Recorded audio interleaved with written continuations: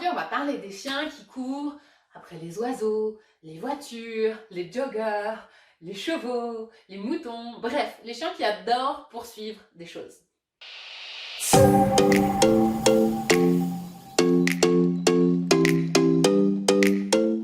Alors, c'est une question qui est revenue très souvent dans les commentaires, c'est comment est-ce que je fais pour que mon chien arrête de courir après tout et n'importe quoi.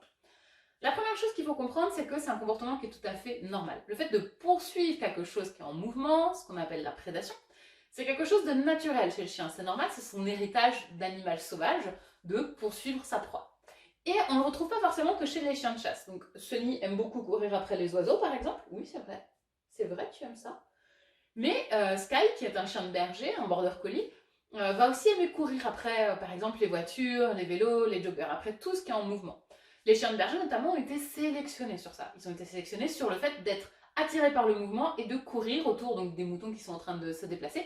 Donc, le mouvement va les déclencher très rapidement à eux aussi, en fait, courir derrière pour rabattre le mouton dans le troupeau.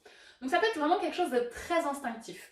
C'est pour ça que c'est parfois compliqué, parce qu'on a beau travailler le chien, lui apprendre plein de choses, on va quand même avoir un chien qui va continuer à partir comme ça, à courir après les oiseaux, courir après les voitures, courir après les animaux. Donc Sunny qui est juste à côté de moi ici, est-ce qu'on peut te voir? Tu veux? Oh ouais! Et moi je te rends ta peluche. Adore donc courir après les oiseaux, c'est sa passion, notamment quand on va à la plage et qu'il y a des mouettes, si elle peut traverser toute la plage pour courir après les mouettes, c'est quelque chose qu'elle va adorer faire.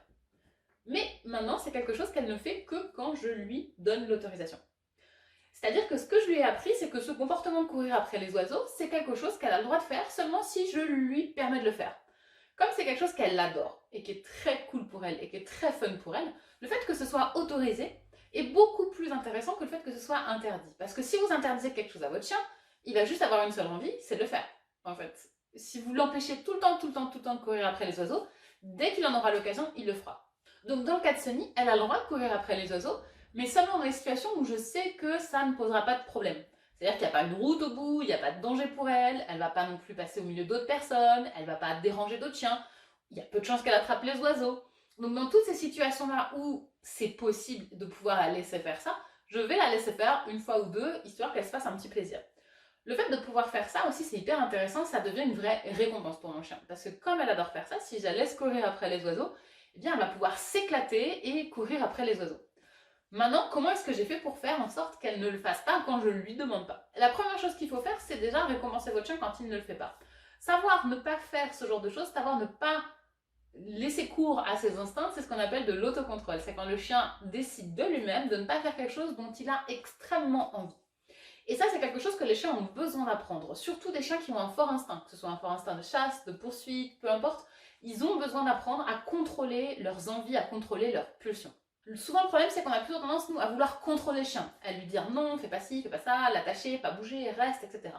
Sauf que quand on fait ça, en fait, c'est nous qui mettons le contrôle sur le chien. Mais dès qu'on n'a plus le contrôle physique ou de la laisse ou de la pression qu'on peut mettre mentalement sur le chien, eh bien, le chien, lui, il va tout de suite profiter de la faille et il va aller faire ce qu'il avait envie de faire depuis le début. C'est pour ça que ça ne marche pas, en fait. C'est pour ça que mettre du contrôle sur le chien physiquement ou mentalement, c'est des choses qui n'aboutissent à rien. Nous, ce qu'on veut, c'est que le chien apprenne à prendre les bonnes décisions. Donc, ce qu'on a travaillé avec Sunny, c'est de lui apprendre à prendre les bonnes décisions dans les situations où elle a très envie de faire quelque chose. Donc, elle voit les oiseaux, mais elle décide de ne pas le faire. Bingo! Je la récompense, c'est très bien. Elle est sur une piste, elle commence à sentir une piste du gibier, et puis elle revient vers moi, super, excellente décision, je récompense, c'est top.